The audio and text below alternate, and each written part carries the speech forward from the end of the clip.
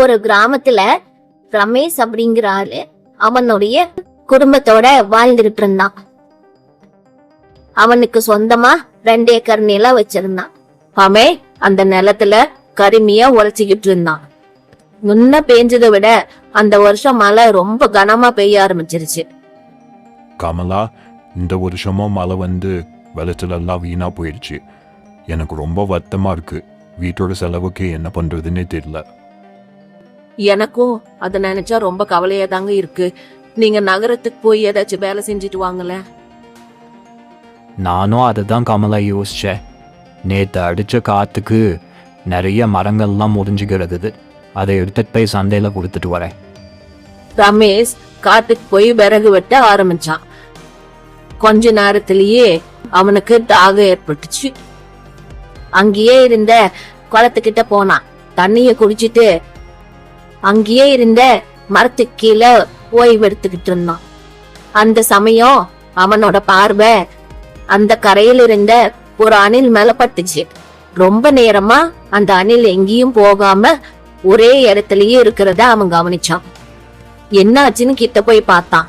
கிட்ட போய் பார்த்தப்பதான் தெரிஞ்சுது, அந்த அணில் மரத்துல இருந்து கீழே விழுந்து வெளியில பாக்குறதுக்கு நல்லா இருந்தாலும் உள்காயங்கள் இருக்கிறத அவன் கண்டுபிடிச்சான். ரமேஷ் அங்கேயே இருந்த மூலிகை தலைய அணிலுக்கு கொடுத்தான். அங்க காட்டிலேயே கிடைச்ச கொஞ்சம் பழங்களையும் அணிலுக்கு கொடுத்துட்டு வெட்டின விறகு எடுத்துக்கிட்டு வீட்டுக்கு கிளம்பிட்டான். ரமேஷ் அடுத்த நாள் விறகு வெட்ட போனப்ப அதே குளத்து பக்கத்துல அந்த அணில பார்த்தான். அவனை பார்த்ததும் அந்த அணில் ரொம்ப பாசமா அவங்கிட்ட ஓடி வந்தது.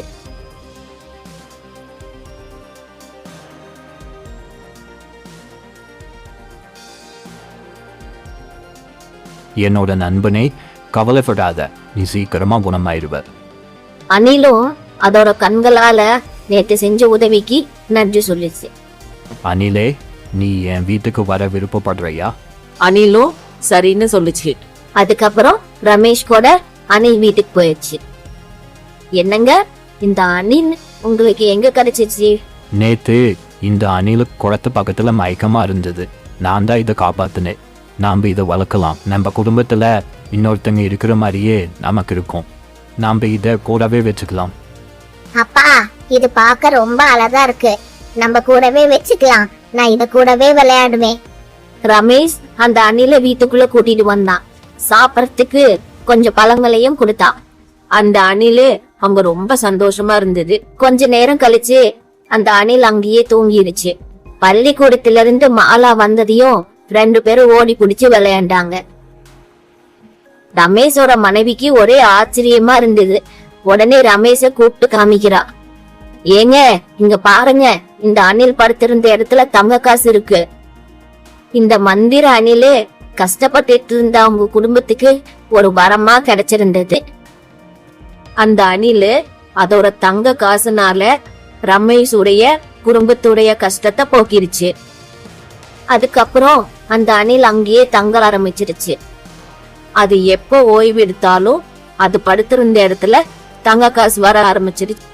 இப்போ அவனோட வீட்டுல வறுமையெல்லாம் போயிருந்துச்சு. சந்தோஷத்தை தவிர வேற எதுவுமே இல்லை. அதுக்கப்புறம் ரமேஷ் அவனோட மனைவி, அவனோட மகள் மற்றும் மந்திர அணில் கூட ரொம்ப சந்தோஷமா வாழ்ந்துட்டு இருந்தான். ரமேஷோட நல்ல குணத்துக்காகவும் அவன் செஞ்ச உதவிக்காகவும் அவனுக்கு நல்ல பரிசு கிடைச்சிருந்தது.